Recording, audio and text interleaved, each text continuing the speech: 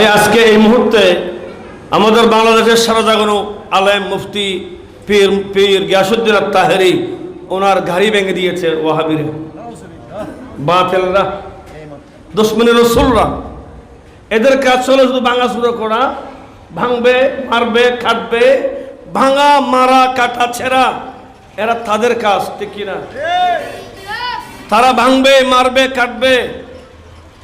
আল্লামা শহীদ নুরুল ইসলাম ফারুকী রহমতুল্লাহ আলাইহি ওনাকে তারা জবাই করে দিয়েছে।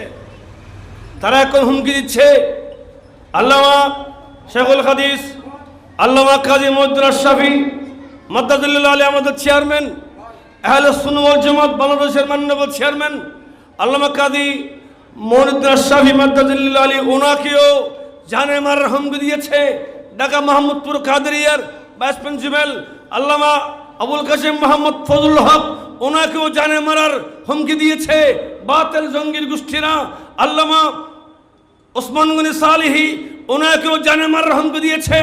আজ দেখলাম মুফতি গিয়াসউদ্দিন তাহেরি ভাইয়ের গাড়ি ভেঙে দিয়েছে। যারা মানুষের জানের উপর হামলা করে, মানুষের মালের উপর হামলা করে, মানুষের অস্তিত্বের উপর হামলা করে, বাড়ি করে হামলা করে, আমরা তাদেরকে মুসলমান বলতে পারি না, পারি না, পারি না। ঠিক কিনা বলেন ভাইয়েরা? ইয়া রাসূলুল্লাহ, হুশিয়ার সাবধান, হুশিয়ার সাবধান। আমার রাসূল বলছেন ক্বালান নবী সাল্লাল্লাহু আলাইহি ওয়াসাল্লাম আল মুসলিমু মান সালিমাল মুসলিমুনা মিন লিসানিহি ওয়া ইয়াদিহি।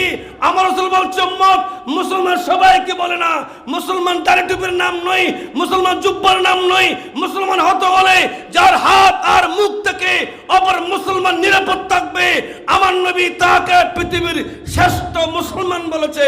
আর যারা মানুষের গাড়িতে হামলা করছে, বাড়িতে হামলা করছে, মানুষের অস্তিত্বে হামলা করছে, মানুষকে মারে ফেলতেছে, আগুনে জ্বালিয়ে দিচ্ছে, আমি বলি নাই, আমার রাসূল তাকে অন্তত মুসলমান বলে নাই।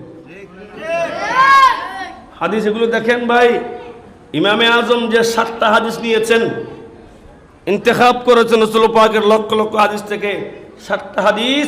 ইমাম আজম বলছেন এই 7টা হাদিস যদি কোনো মুসলমান তার জীবনে বাস্তবায়ন করে, আমল করতে পারে, সে গৌসুল আজম হয়ে যাবে।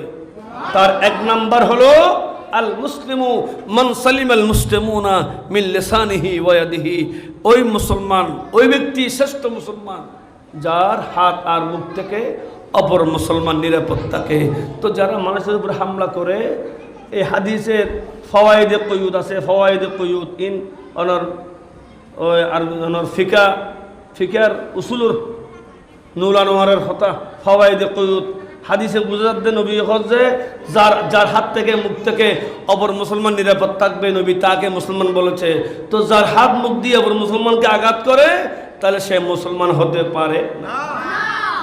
আমরা দরবারে মুহাম্মদী শরীফ থেকে, কুচকেন দরবার থেকে তীব্র নিন্দা জানাচ্ছি, ঠিক কিনা?